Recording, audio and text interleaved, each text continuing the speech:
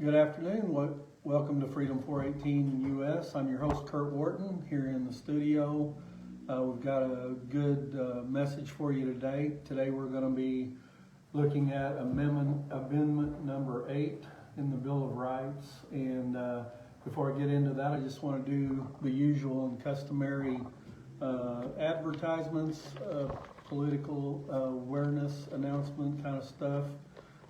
First of all, this is my copy of the Constitution. I got it on conventionofstates.com. You go to conventionofstates.com and you can get great information about Convention of States, which is a non-partisan effort, a grassroots effort to bring an Article 5 Constitutional Convention of States call to amend the Constitution. And we need to do that. There need to be term limits and several other things done, but term limits is the top of my mind issue. But the federal overreach is out of hand, and Convention of States, Article 5 Convention of States is the way to get things changed. You can find all the information about that you need on their website. Shout out to David Winters. He's a hardworking Illinois director for Convention of States, and he is responsible for that grassroots work in Illinois. Got an opportunity to meet with David last week, and he's a great advocate. It is a bipartisan effort or nonpartisan effort, however you want to look at it. This is not a Republican thing or a Democratic thing or a Libertarian thing. Convention of States is an effort at the grassroots level to get state legislatures to recognize the need and authorize a Convention of States, Article 5, as soon as practical, as soon as possible. We need to get it done. Go to the website, you can find more information out about that. And you can download your own copy of the Constitution, complete with all the amendments. I'm taking time to promote that while I go through the Bill of Rights, which is the first 10 amendments that were ratified by Convention of States, actually, in December of 1791. So it goes back that far. Convention of States is the way to properly amend the Constitution to get things done that need to be done now. Term limits, federal reduction of federal government fiscally, and the reduction of government overreach at the federal level. So that's what I want to say about that today. And then also I've been talking about this, and I want to run this by you again. This is a book by Bob Yandian called The Bible and National Defense. It's a great book. It's a good resource for me as I go through these issues regarding the Bill of Rights and enumerated amendments 1 through 10. So you want to go to bobyandian.com, go to the store on Bob's website, and you can order your own copy of this, have it sent to you to your house. And you need to read it. It's got great scriptural references. If you care about the fact that the Founding Fathers based the Constitution and the Bill of Rights on scriptural, Judeo-Christian basis, you'll want to know what that means and where you can find it, how the Bible refers to society. Not that the Bible refers to the United States of America, because it does not. But the fact that the Constitution is scriptural, those references you can find in the Bible. And so Bob Yandian's resource, The Bible and National Defense, is a great book. It's a great resource for me as I've prepared for these podcasts on the Bill of Rights, and I'll continue to refer to it from time to time, even after this series is done, after election time's done. But that's my pitch for those two things. And as it regards our topic today, that is amendment number 8, and I'm going to read it to you. Amendment number 8. Actually, before I do that, I want to remind you that what we're focusing on is Psalm 33:12, which says, "Blessed is the nation whose God is the Lord." And then also Proverbs 29:2, which says, "When the righteous rule, the people rejoice, but when the wicked rule, the people mourn." And so you can just look around you and know your own personal circumstances and understand how that proverb applies to us today. But certainly, blessed is the nation whose God is the Lord. And this nation is blessed. The United States of America is blessed because of our acknowledgement of the blessing and the sovereignty of God and His blessings on our country. And it doesn't have to be that the entirety of the country recognizes that. We have atheists in the country, and we have people of all faiths. And in the United States of America, all faiths are welcome. We have people that adhere to Satanism, and that is unfortunately a welcome religion in the United States, but the Constitution protects that. And here's the thing. As a Christian, I know that Christianity does not have to be fearful of any other faith. Christianity stands alone as a faith that is the viable faith. And if other people want to feel and think other things and worship other things, it's okay. That is their prerogative and it is their right. And Jesus Christ died for people to make that choice. And so, there's a part of me that wishes it wasn't that way, but thankfully our founding fathers understood personal liberty at a level that they devised a document to secure the fact that people from all walks of life, from all places over the globe, could find refuge here, safety here, and that the fact that our faith stands the test of time is the benefit of the United States of America. And as a remnant, as a Christian remnant in the United States of America, where the majority of the population, where they may identify as believing in God or even believing in Christianity, they do not adhere to it in everyday life practices. And so we have a constitution with amendments that has developed over time, that has become what it is, the bizarro legislative or legal document that it is, allowing all kinds of nonsense in this day and time, because as a people we've gone away from God. But God will honor the remnant that love Him and that seek His face, and so we have that hope. And in this time, as we come to election time, I'm just trying to bring out some of the nonsense. And so this Amendment 8, it certainly speaks to some of that today, and I'm going to share it with you. So Amendment 8 says, "Excessive bail shall not be required, nor excessive fines imposed, nor cruel and unusual punishments inflicted." That's Amendment 8. So Amendment 8, it's very timely to discuss this because there have been abuses, excessive fines, abuses of bail, and certainly there have been unusual punishments inflicted. So I think we can all agree that from time to time there have been abuses in the court system, in the legal system, as punishments have been given out, and that has from time to time been the case.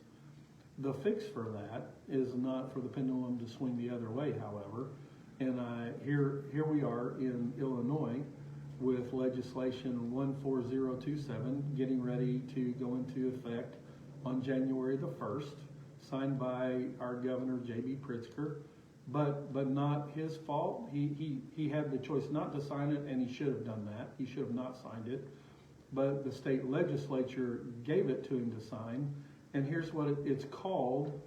It's called the Safety Act. The Safety Act, and that stands for safety, accountability, Fairness and Equity Today Act is what that stands for. So, and I'm gonna probably,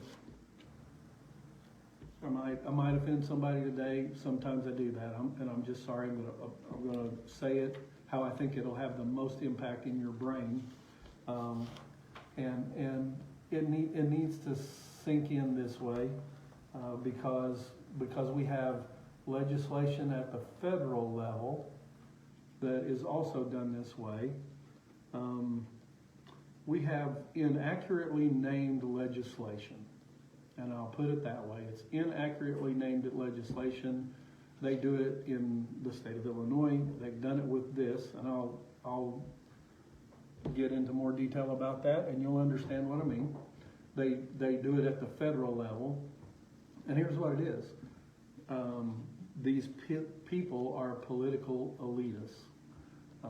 They don't, for the most part, have term limits.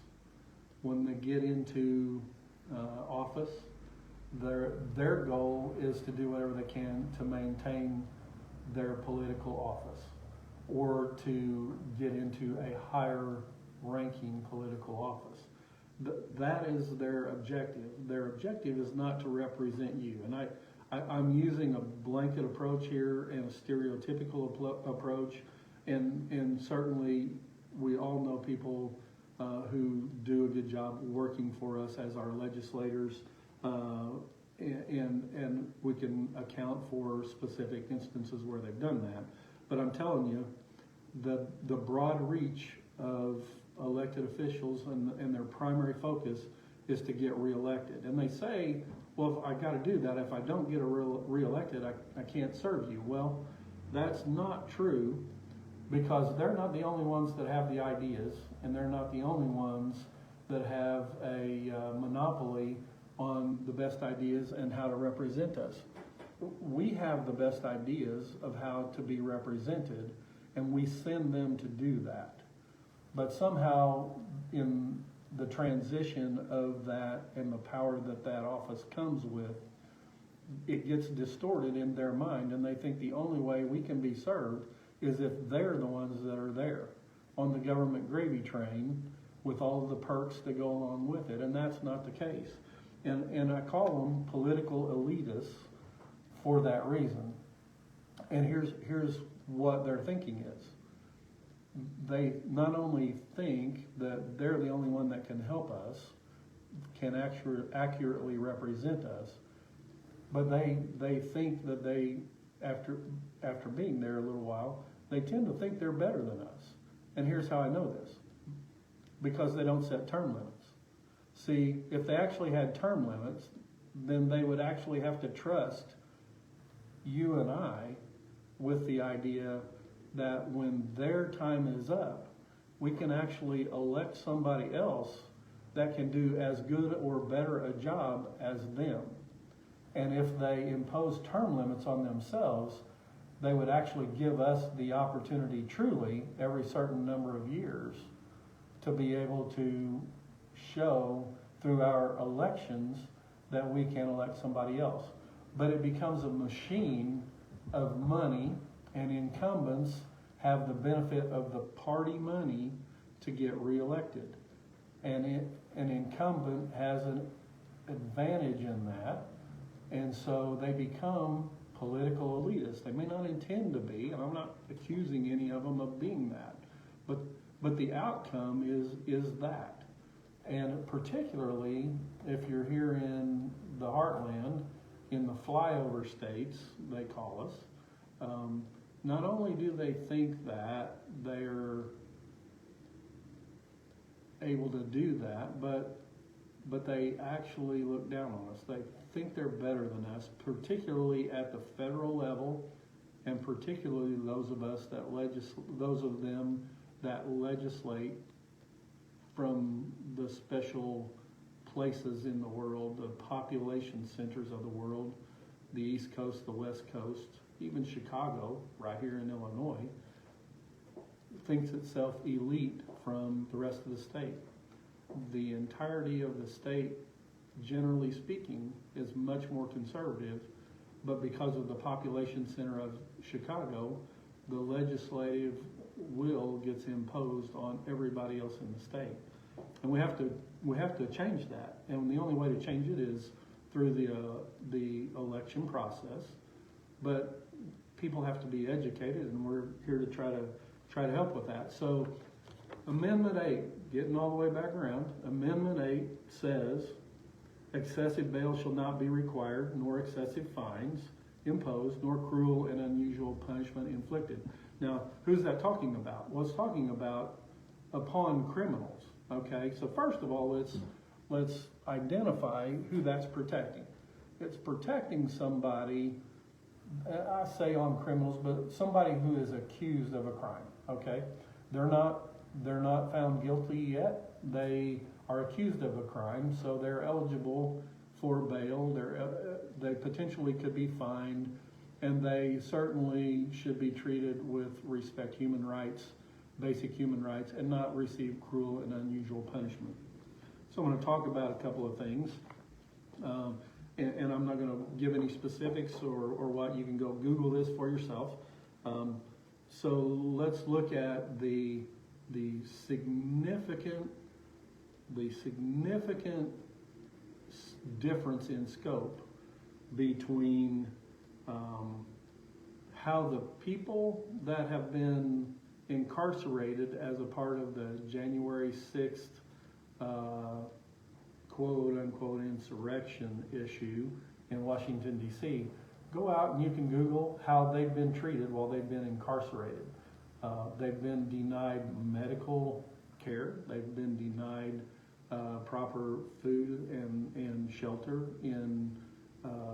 You can go out, you can do your own research on that. There's public information out about that. Don't take my word for it. Go look for yourself. I really wish you would, because you need to know how your federal government is treating people that did nothing violent, but yet are incarcerated and have not been given full rights as an American citizen. Okay, so that's one thing. Now here's the pendulum swinging the other way. This is the Safety Act, which is legislation 14027 that J.B. Pritzker has signed and will become law in the state of Illinois on January 1. The Safety Act stands for, again, Safety, Accountability, Fairness, and Equity Act, Today Act. And what it does is it says that there's no bail that has to be provided by someone who has been arrested because they have been found to have done aggravated battery, aggravated DUI, aggravated fleeing the scene of a crime. So I use the word aggravated because it's actually in the legislation. These are things that no longer are the person's required to provide bail. In other words, it's catch and release. These people can commit violent crimes against you in the state of Illinois in this manner: aggravated battery, aggravated DUI, aggravated fleeing the scene of a crime. Also enumerated is arsonists. So somebody burns your house down, they don't even have to post bail or stay in jail.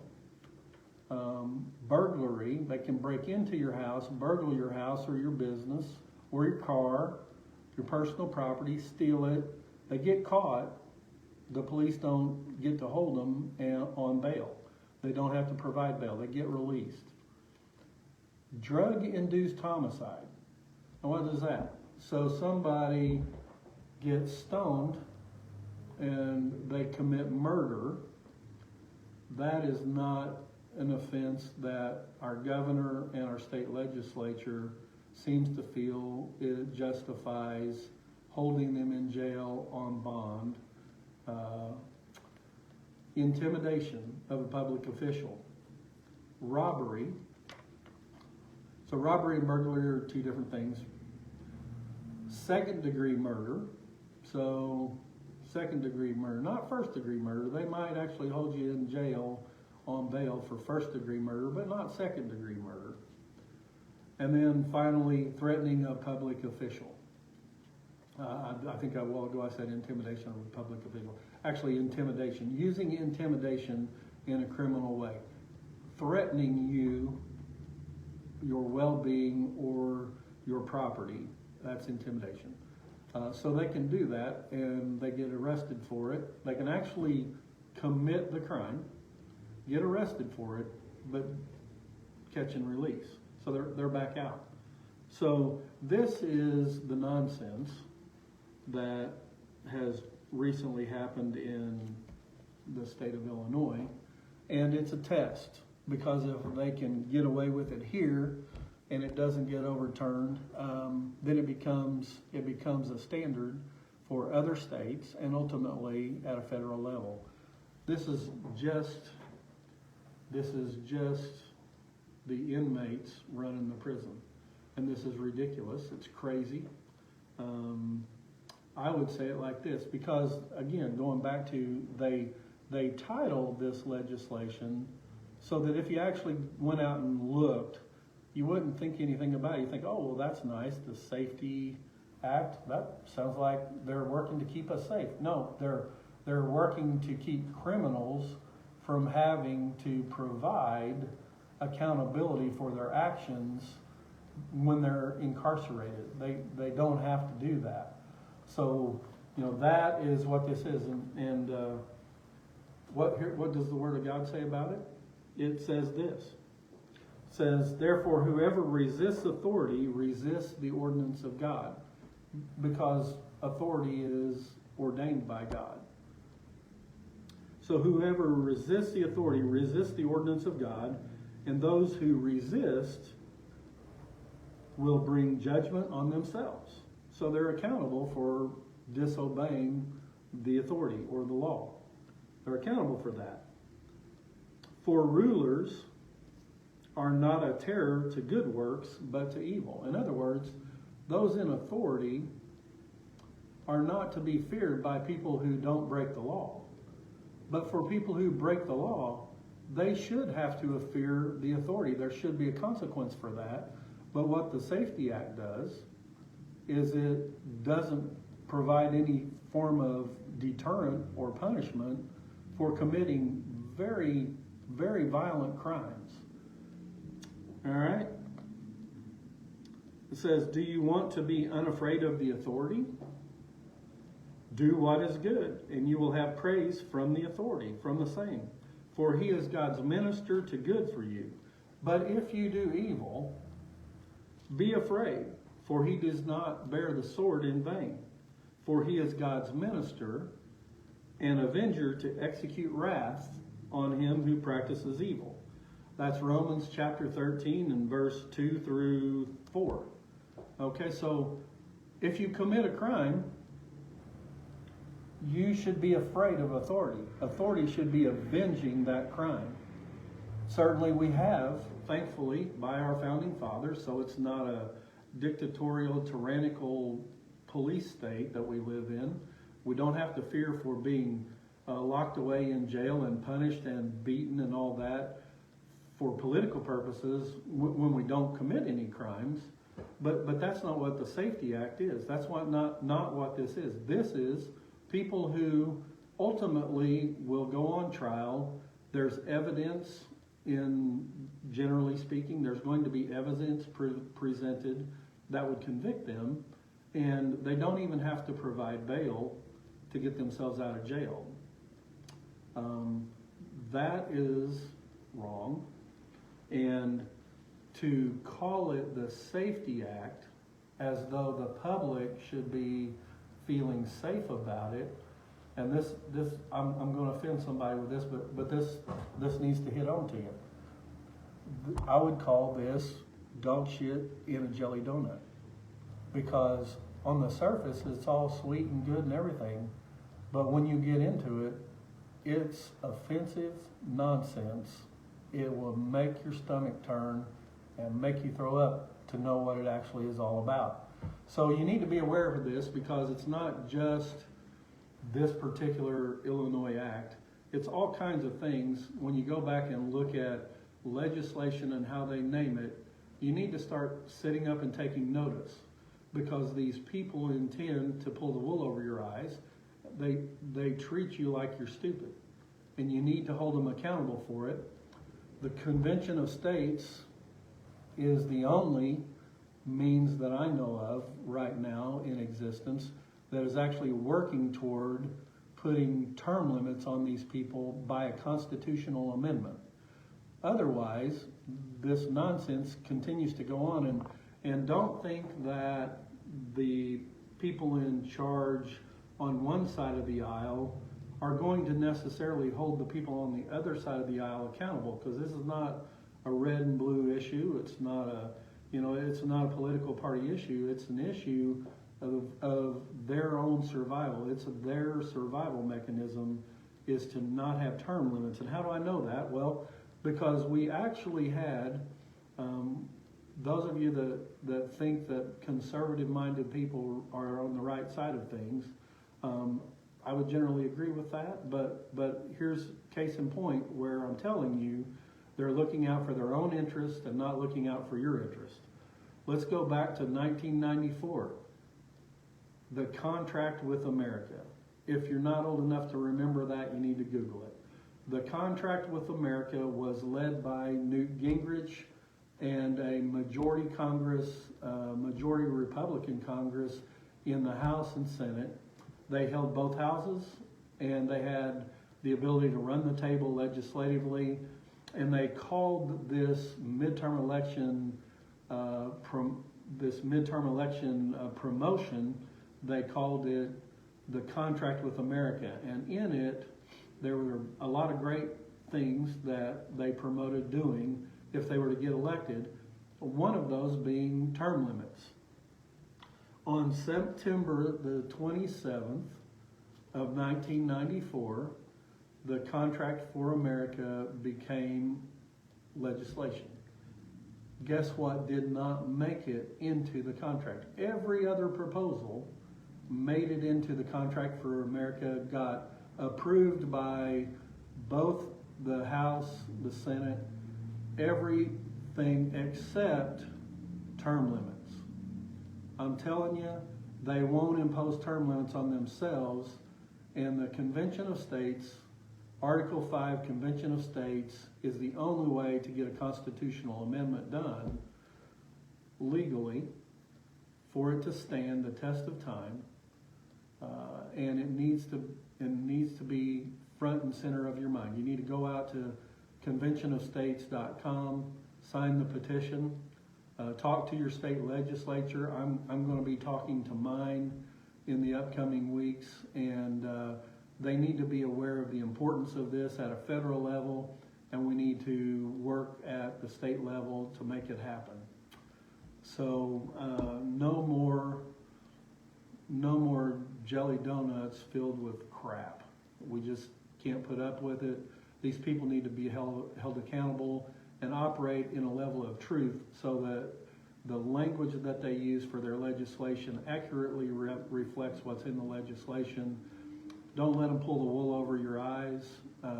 They're treating you like you're stupid, and you need to stand up and hold them accountable for it. Get them out of there this election day. This is Kurt Wharton with Freedom 418. God bless you until we talk next time.